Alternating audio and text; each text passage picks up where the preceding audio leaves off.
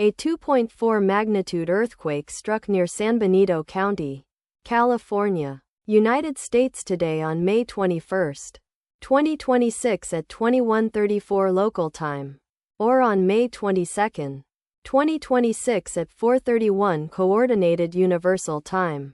As reported by the EMSC on its website, the earthquake was located at a very shallow depth of 5.0 kilometers below the surface, at coordinates latitude 36.85 and longitude -121.596.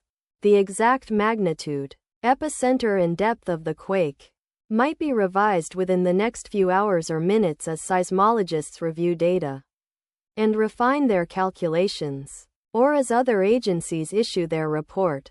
Towns or cities near the epicenter include Watsonville, Santa Cruz County, California, located 16 kilometers, or about 9.94 miles from epicenter.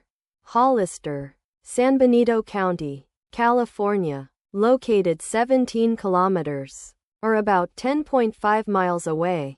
Gilroy, Santa Clara County, California, located 18 kilometers, or about 11.1 miles away.